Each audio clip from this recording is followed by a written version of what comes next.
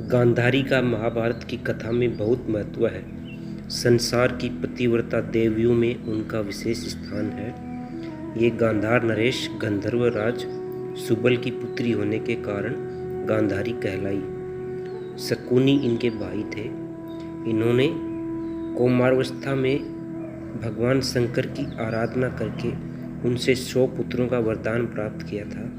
जब इनका विवाह नेत्रहीन धृतराष्ट्र से हुआ, तभी से इन्होंने अपनी आंखों पर पट्टी बांध ली। इन्होंने सोचा कि जब हमारे पति नेत्रहीन हैं, तब मुझे भी संसार को देखने का अधिकार नहीं है। पति के लिए इंद्रिय सुख के त्याग का ऐसा उदाहरण अन्यत्र नहीं मिलता। इन्होंने ससुराल में आते ही अपने श्रेष्ठ आचरण से पति एवं उनके परिवार को मुग्ध कर दिया।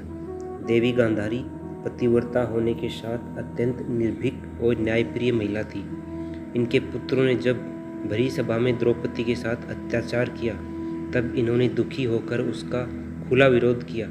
जब इनके पति महाराज धृतराष्ट्र ने अपने पुत्र दुर्योधन की बातों में आकर पांडवों को दोबारा दूत के लिए आमंत्रित किया, तब इन्होंने जुए का विरोध करते हुए अपने पति देव से कहा, स्वामी, दुर्योधन जन्म लेते ही गीदड़ की तरह से रोया था। उसी समय परम ज्ञानी विदुर जी ने उसका त्याग कर देने की सलाह दी थी। मुझे ऐसा प्रतीत होता है कि यह कुल कड़लक कुरुवंश का नाश करके ही छोड़ेगा। आप अपने दोषों से सबकी विपत्ति में मत डालिए। इन ढीठ मूर्खों की हाँ में हाँ मिलाकर इस वंश के नाश का कारण मत बनिए।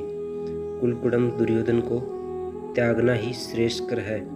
मैंने मोहवश उस समय विदुर की बात नहीं मानी, उसी का यह फल है। राज्य लक्ष्मी क्रूर के हाथ में पड़कर उसी का सत्यानाश कर देती है। बिना विचारे काम करना आपके लिए बड़ा दुखदायी सिद्ध होगा। गांधारी की इस सलाह में धर्म, नीति और निष्पक्षता का अनुपम समन्वय है। जब भगवान श्री कृष्ण संधि दूत बनकर हस्तिनापुर गए थे और दुर्योधन ने उसके प्रस्ताव को ठुकरा दिया तथा बिना युद्ध के सुई के अगर भर भी जमीन देना स्वीकार नहीं किया, इसके बाद गांधारी ने उसको समझाते हुए कहा, बेटा, मेरी बात ध्यान से सुनो। भगवान श्री कृष्ण, भीष्म पितामह, गुरु द्रोणाचार्य तथा विदुर जी ने जो बातें तुमसे कही हैं, उन्हें स्वीकार करने में ही तुम्हारा हित है।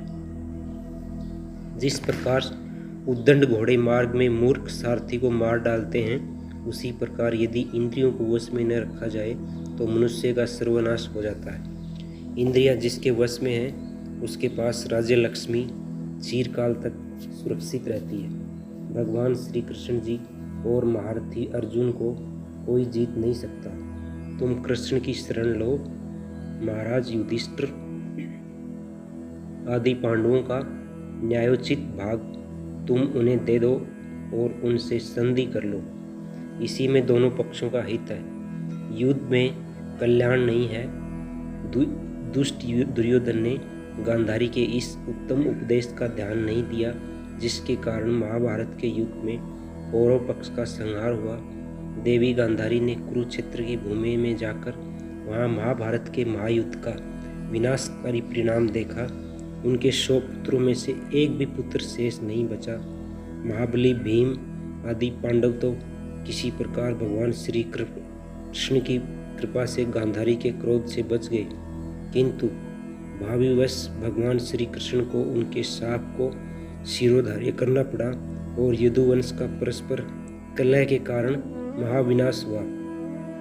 महाराज युधिष्ठिर के राज्याभिषेक के बाद देवी गांधारी कुछ समय तक पांडवों के साथ रही और अंत में अपने पति के साथ तपस्या करने के लिए वन में चली गई।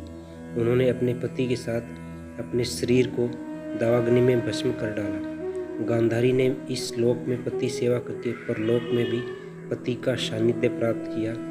वे अपनी नश्वर देह को छोड़कर अपनी पति के साथ ही कुबेर के लोकों को गई। पतिव्रता नारियों के लिए गांधारी का अनुपम से शिक्षा का विषय है। दोस्तों, कहानी यहीं समाप्त होती है। हमारी कहानी कैसी लगी, हमारे चैनल को लाइक करें, सब्सक्राइब करें, शेयर करें और